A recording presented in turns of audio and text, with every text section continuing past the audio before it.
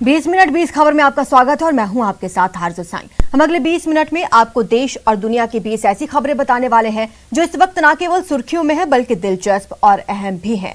तो शुरू करते हैं 20 मिनट में 20 खबरों का सिलसिला। सबसे पहले देखेंगे राजस्थान की कौन कौन सी खबर इस वक्त अहम है।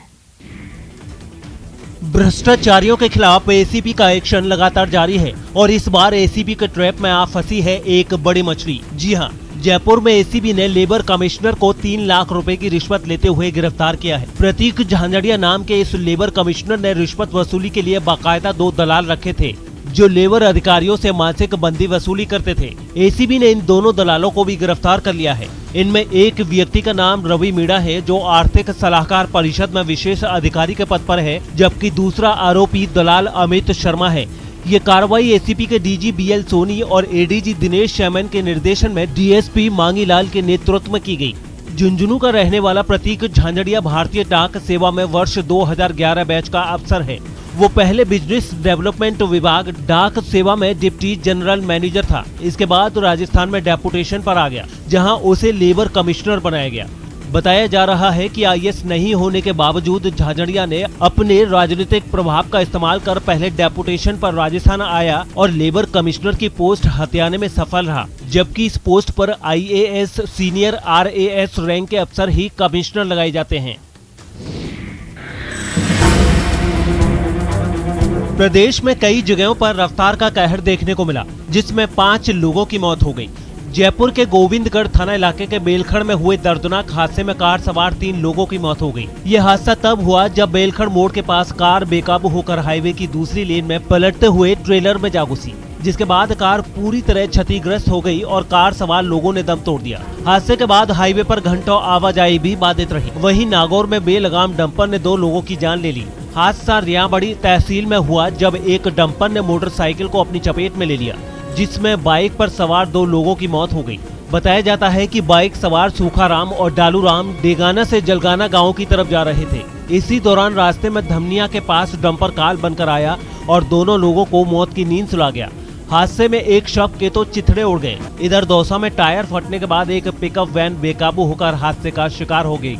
बेकाबू वैन सड़क पर लगे होर्डिंग से टकरा गई। गनीमत रही कि पिकअप वैन पर सवार दोनों लोग बाल बाल बच गए।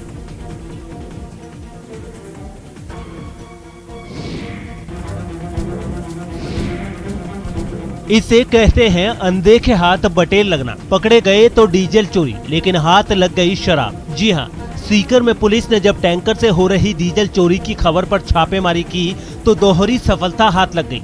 पुलिस ने डीजल चोरी के साथ साथ नकली शराब बनाने के कारोबार का भी पर्दाफाश कर दिया और इस अवैध कारोबार में शामिल 4 शराब तस्करों को भी धर दबोचा। जानकारी के मुताबिक डीजल चोरी की खबर पाकर जब पुलिस मौके पर पहुंची और तलाशी शुरू की तो इस दौरान वहां कैंपर गाड़ी मिली जिसमें अवैध शराब भरी हुई थी। पुलिस को मौके पर स्प्रिट के 2 ड्रम भी मिले। यहाँ पर राजेंद्र यादव नाम का व्यक्ति नकली शराब बनाने का काम कर रहा था। इसके साथ साथ वह डीजल चोरी भी कर रहा था। पुलिस ने मौके से राजेंद्र यादव सहित 4 लोगों को गिरफ्तार कर लिया है। इसके साथ साथ डीजल के टैंकर और कैंपर गाड़ी को भी जब्त कर लिया है। 4 आदमी हमने गिरफ्तार किए और कार्रवाई जारी है। ये अपने गोकुलपुरा तिराहे पर बीकानेर बाईपास है। गोकुलपुरा गाँव से निकलते हैं, वहाँ पर बीकानेर हाईवे पर एक ढाबा है, उस ढाबे के पीछे ये कार्रवाई कर रहे हैं।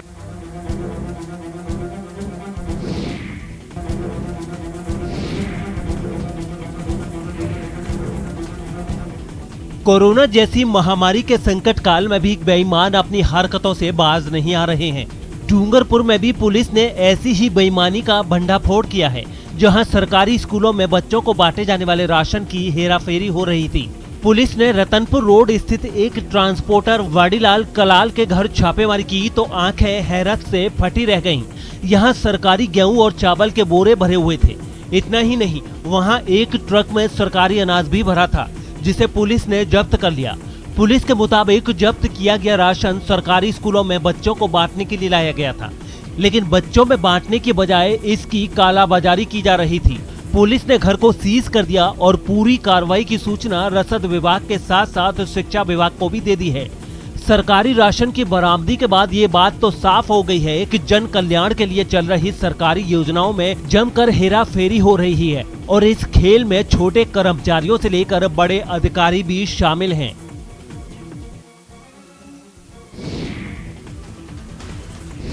मास्क से ढके होने के कारण विश्राम सिंह और गफ्फार के चेहरे की खुशियां आप भले ही न देख पा रहे हो, लेकिन उनका दिल जो राहत भरी खुशी महसूस कर रहा है उसे बयां करना मुश्किल है। गले में माला पहने इन दोनों को नई जिंदगी जो मिली है। भरतपुर के विश्राम सिंह और बूंदी के गफ्फार अपने परिवार के अच्छे दिन लाने के लिए सऊदी अरब गए थे, लेकिन वहां उनकी जान पर बनाई।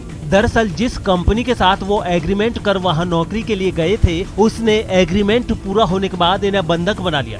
कंपनी ने इनके सभी कागजात भी जब्त कर लिए। इतना ही नहीं, इनसे जमकर काम भी लिया गया और उसके लिए कोई पैसा भी नहीं दिया गया।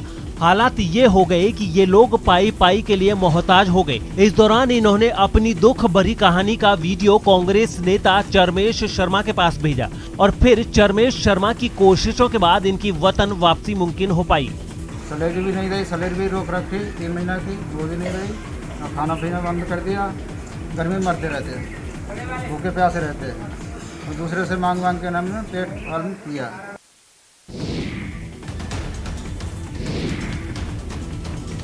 कोरोना की मार झेल रहे हाड़ौती के किसानों को इस बार दोहरी खुशी नसीब हुई है। पहली मानसून की दस्तक और दूसरी धान की रोपाई में एक्सपर्ट माने जाने वाले बिहारी खेतिहर मजदूरों का आना। दरअसल कोरोना के कारण पिछले 2 साल से बिहार के खेतिहर मजदूर कोटा सहित पूरे हाड़ौती इलाके में नहीं आ पा रहे थे, जिसका धान की खेती पर विपरीत असर दिख रहा था।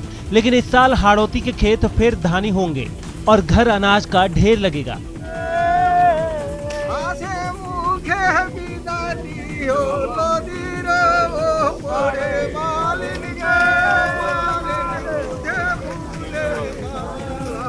हालांकि किसानों ने 1 महीने पहले ही बिचड़े डालकर धान की पौध तैयार कर ली थी, लेकिन बुआई के लिए बिहारी भाइयों का इंतजार था। वहीं बिहारी मजदूरों के सामने भी रोजी रोटी का संकट था। लेकिन कोरोना की रफ्तार में कमी आने और ट्रेनों की आवाजाही शुरू होते ही इन किसानों के साथ साथ मजदूरों का इंतजार भी खत्म हो गया है।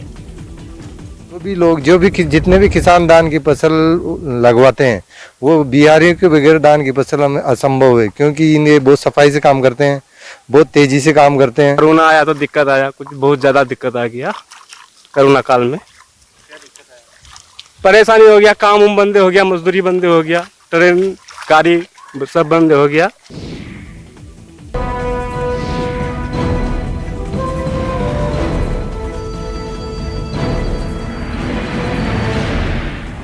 कहते हैं असफलता ही सफलता की पहली सीढ़ी है। हालांकि कई लोग असफलता से घबराकर निराश हो जाते हैं और अपना लक्ष्य हासिल नहीं कर पाते, लेकिन बाड़मेर के एक युवा ने लगातार हाथ आ रही असफलताओं के बावजूद कोशिश जारी रखी और ये बात सच कर दिखाई कि कोशिश करने वालों की कभी हार नहीं होती। बाड़मेर के कवास गांव में चल रहा ये जश्न गणेश परमार के हौसले और जज्बे की कहानी कह रहा है, जिसने बार बार असफल होने के बाद भी हार नहीं मानी और 13वीं कोशिश में फ्लाइंग ऑफिसर बनने का कारनामा कर दिखाया। 6 साल से एयरफोर्स में जनरल सर्विस करते हुए गणेश का चयन फ्लाइंग ऑफिसर के पद पर हुआ है। हाल ही में वायुसेना एकेडमी हैदराबाद में आयोजित पासिंग आउट परेड में गणेश परमार को भारतीय वायुसेना अध्यक्ष air chief marshal RKS Bhadauria ने फ्लाइंग ऑफिसर की रैंक प्रदान की। गणेश का कहना है कि कोई भी सफलता आसानी से नहीं मिलती, उसके लिए लगातार मेहनत के साथ साथ लगन और धैर्य की जरूरत होती है। गणेश की इस सफलता से परिवार के लोग फूले नहीं समा रहे हैं तो गांव वाले गर्व महसूस कर रहे हैं। ये मेरा कोई पहला प्रयत्न नहीं था, मेरे 12 असफल प्रयत्न रहे हैं। उसके बाद ये 13वें प्रयत्न में जो है SSB बोर्ड ने सोचा कि मैं कैपेबल हूँ ऑफिसर बनने के लिए एयरफोर्स में, तो उन्होंने मेरा चयन किया।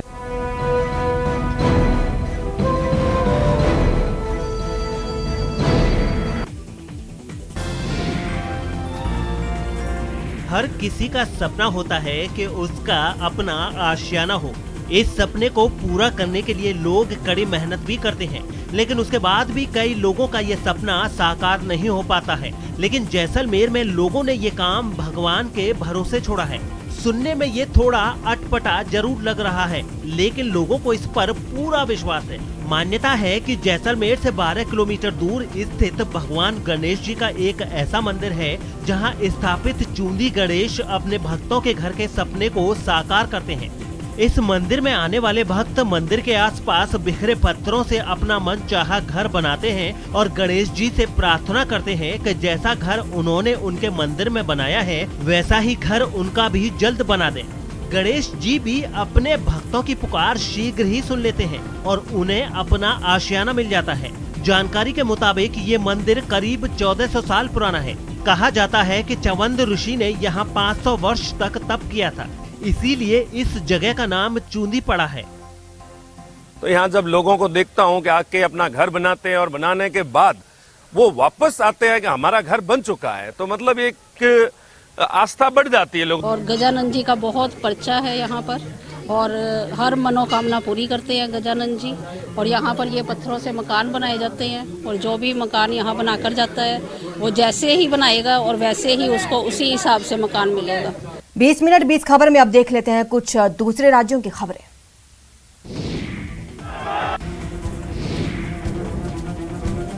बाल मजदूरी के खिलाफ कड़े कानून के बावजूद ऐसी घटनाएं थमने का नाम नहीं ले रही हैं।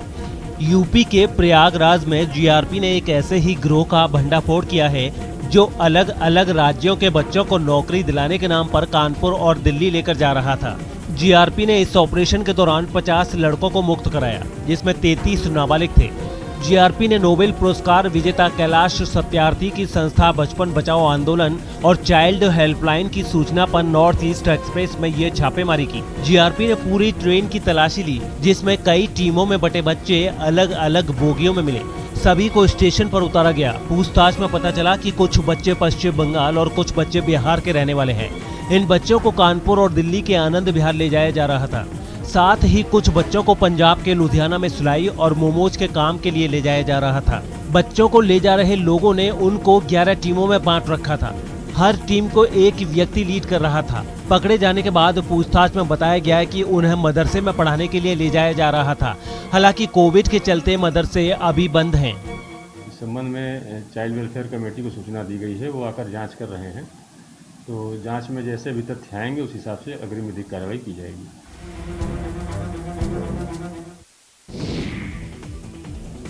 कांकेर में 22 हाथियों के दल ने आतंक मचा रखा है। भानु प्रतापपुर इलाके में लोग दहशत में जीने को मजबूर हैं। कई गांव में हाथियों के दल ने 1 महीने से भारी उत्पात मचा रखा है, जिससे बारिश के दिनों में ग्रामीणों को काफी परेशानियों का सामना करना पड़ रहा है। हाथियों ने ग्रामीणों के घरों को तोड़ दिया है। इसके अलावा लोगों के घर में रखे धान और चावल को बर्बाद कर दिया है। फसल बुआई के लिए रखे धान के बीज को भी तहस नहस कर दिया है। हाथी अब पालतू जानवरों और ग्रामीणों पर सीधा हमला करने लगे हैं। आलम यह है कि अब लोग अपनी जान बचाने के लिए 50 फीट ऊंचे पेड़ों पर मचान बनाकर रहने को मजबूर हैं। वन कर्मी का भी कहना है कि हाथियों ने ग्रामीणों को काफी नुकसान पहुंचाया है, जिससे लोग काफी परेशान हैं। हाथी एक्सपर्ट टीम राजधानी रायपुर से कांकेर तो पहुंची है, लेकिन अब तक हाथियों को नियंत्रित करने में टीम नाकाम साबित हुई है। हाथियों की निगरानी के लिए वन अमला तैनात जरूर है, लेकिन हाथियों को सही ढंग से ट्रेस नहीं कर पा रहे हैं।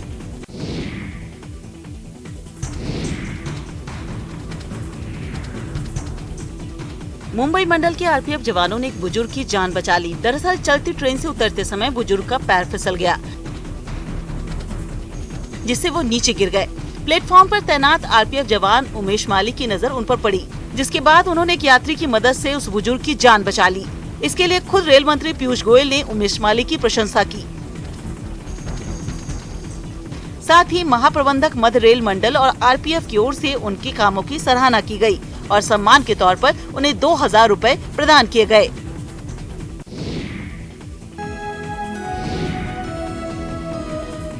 अपनी हरियाली से मन को मोह लेने वाला ये दृश्य उस स्मृति वन मेमोरियल पार्क का है, जिसका निर्माण गुजरात के भुज के भुजिया डूंगर के पास हो रहा है। 2001 में कच्छ में विनाशकारी भूकंप में मारे गए हजारों लोगों की स्मृति में इस पार्क का निर्माण पिछले 8 सालों से चल रहा है, जो अब अपने आखिरी चरण में है। इस स्मृति पार्क को बनाने का फैसला गुजरात के तत्कालीन सीएम नरेंद्र मोदी ने किया था और 2012 में डूंगर के पास स्मृति परियोजना शुरू की थी। यह check dam, sunset point, walkway, संग्रहालय, वृक्षारोपण, सूर्य परियोजना, गेट, LED लाइट, पार्किंग, सड़क समेत कई टूरिस्ट स्पॉट का निर्माण कार्य भी पूरा हो चुका है और अब सिर्फ संग्रहालय का काम बाकी है। उम्मीद जताई जा रही है कि अगले 8 महीनों में जनता के लिए ये स्मृति पार्क खोल दिया जाएगा। आसपास डेंस प्लांटेशन यानी कि इकोलॉजिकल कंजर्वेशन भी यहाँ पे रखा गया है। तो उसके नीचे यहाँ पे प्लांटेशन हुआ था, तकरीबन 80,000 से ज़्यादा प्लांटेशन हो चुका था with the help of the NGO and the CSR contributions of that different agency.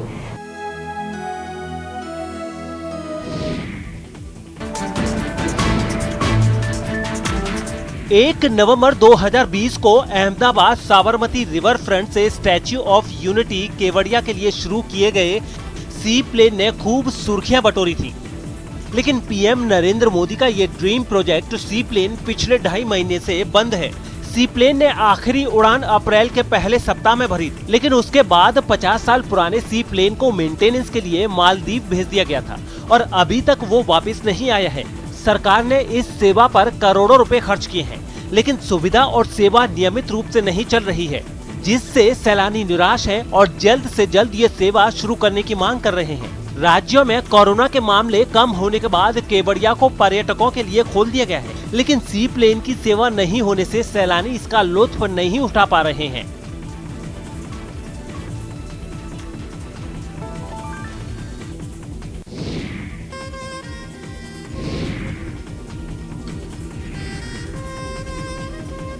Burhanpur के इंदिरा कॉलोनी की रहने वाली महिलाओं ने बड़े ही धूमधाम से पौधे का जन्मदिन मनाया। इस मौके पर महिला ने न सिर्फ मंगल गीत गाए बल्कि पौधे के जन्मदिन पर केक काटकर खुशियां भी मनाई। स्थानीय महिलाओं का कहना है कि अगर हर कोई एक पौधा अपने घर के आसपास लगाए और उसकी देखभाल करे, इससे न सिर्फ पर्यावरण में प्रदूषण कम होगा बल्कि लोगों को भी फ्रेश एयर मिल पाएगा। बता दें, जिस पौधे का अनूठा जन्मदिन मनाया गया है वो आज से ठीक 1 साल पहले वट सावित्री पूजा के दिन रोपा गया था। पेड़ लगाने को लेकर लोग जागरूक हो, इसको लेकर ये अनूठा जन्मदिन मनाया गया। हाल ही में कोरोना की दूसरी लहर में ऑक्सीजन की कमी के कारण लोगों को ऑक्सीजन की वैल्यू समझ में आ गई, इसलिए हमारे आसपास लगे पेड़ हमें सबसे ज्यादा ऑक्सीजन देते हैं। इस मौके पर महिलाओं के समूह ने 50 घरों में पौधा वितरण किया गया और उसे लगाकर शपथ दिलाई गई।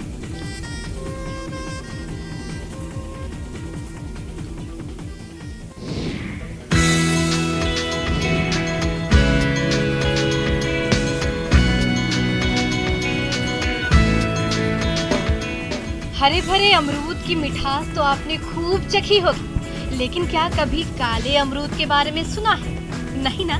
तो ये है वो काला अमरूद, जिसकी काली रंगत भले ही आकर्षक ना लगे, लेकिन जब आप इसका स्वाद लेंगे तो इसके दीवाने हो जाएंगे। भागलपुर की बिहार एग्रीकल्चर यूनिवर्सिटी के कृषि वैज्ञानिकों ने लंबे शोध के बाद अमरूद की इस अनूठी किस्म की खोज की और अब इसके नन्हे पेड़ की टहनियों में काले अमरूद खिलने लगे, तो इसकी खुशबू हर तरफ फैल रही है। कि आप देख रहे होंगे ये अमरूद टोटली काला टाइप का है।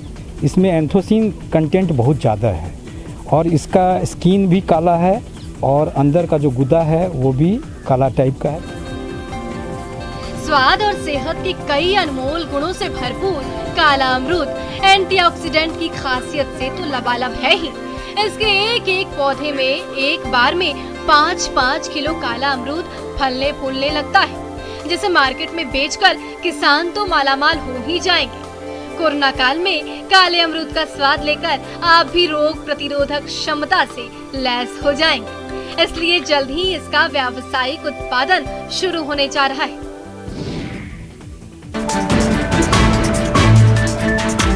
1983 में लॉर्ड्स के मैदान में वनडे वर्ल्ड कप क्रिकेट जीतकर इतिहास रचने वाली टीम के सदस्य हरियाणा के गुरुग्राम में इकट्ठा हुए और जीत की यादों को ताजा किया। इस जीत के 38 सालों बाद इकट्ठा हुए क्रिकेटर्स ने इस मौके पर एक किताब भी लॉन्च की। इस किताब में टीम इंडिया के अनसुने किस्से भी लिखे गए हैं। इस आयोजन में पूर्व कप्तान कपिल देव, मोहिंदर अमरनाथ, संदीप पाटिल, दिलीप वेंगसरकर, सैयद किरमानी सहित कई खिलाड़ी मौजूद रहे। इस मौके पर एक डॉक्यूमेंट्री भी दिखाई गई, जिसमें टीम इंडिया के कई खिलाड़ियों के अनुभवों को शामिल किया गया। इस अवसर पर मोहिंदर अमरनाथ ने कहा कि ये शानदार आयोजन है और इससे पुरानी यादें ताजा हो गई हैं। वहीं संदीप पाटिल ने कहा कि इस आयोजन ने एक बार हमें फिर खुश होने का मौका दिया है। ये टीम ऐसी है कि सब एक दूसरे को अच्छी तरह से जानते हैं, इज्जत करते हैं, प्यार मोहब्बत करते हैं। इतने साल बीतने के बाद भी अगर हमारे भारतवासियों को हमारी याद आती है तो बहुत ही अच्छा लगता है। चलिए अब देख लेते हैं अंतर्राष्ट्रीय जगत की कुछ अहम खबरें। कोरोना की तीसरी खतरनाक लहर से जूझ रहे थाईलैंड में मौत का डर भी लोगों के मन में जल रही लोकतंत्र की लौ को बुझा नहीं पाया।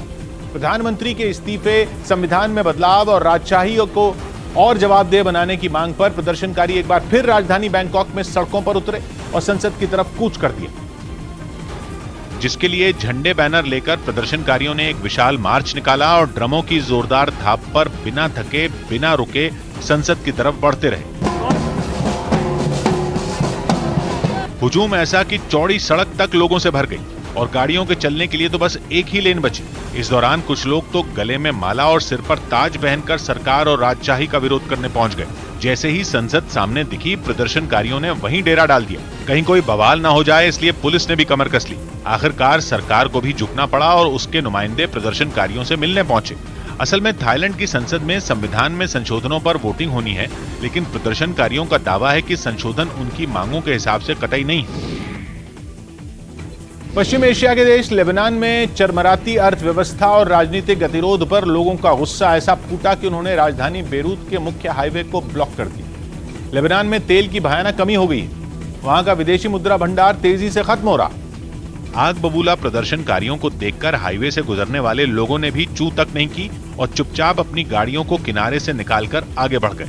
बेरूत में प्रदर्शन की वजह से इतना जाम लग गया कि वहां की सेना के जवानों को ट्रैफिक संभालना पड़ा। इंटरनेशनल मार्केट से कच्चा तेल खरीदने के लिए डॉलर चाहिए, जबकि लेबनान में आर्थिक तंगी का हाल यह है कि वहां एक अमेरिकी डॉलर खरीदने के लिए लोगों को 16,000 लेबनीज पाउंड खर्च करने पड़ रहे हैं। और पेट्रोल डीजल के लिए भटक रहे वहां के लोगों ने उसी गुस्से में हाईवे जाम कर दिया और जब गाड़ी चला ही नहीं सकते तो हाईवे किस काम का।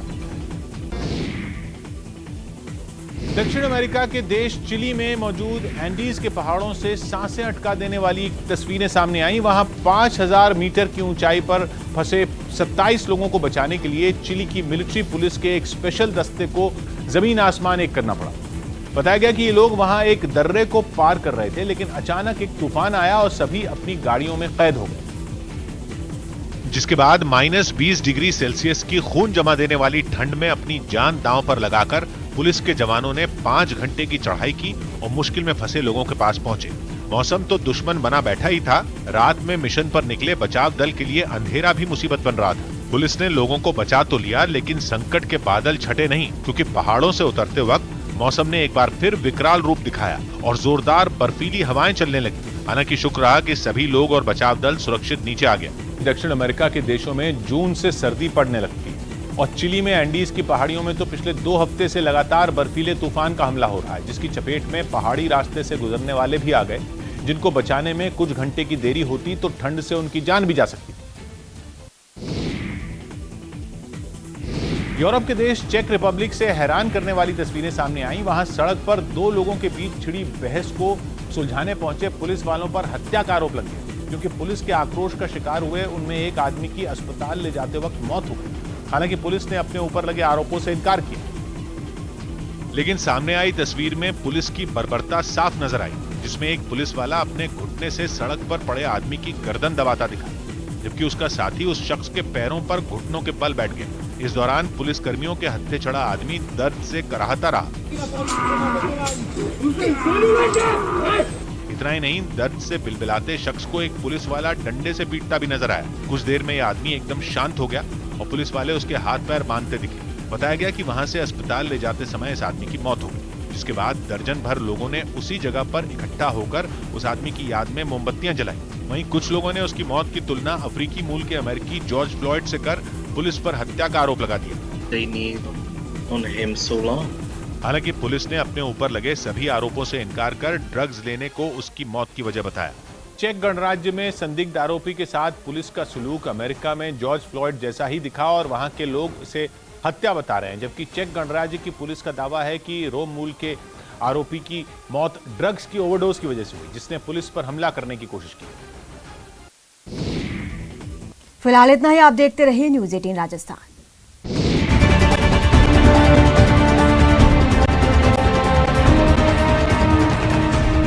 कोरोना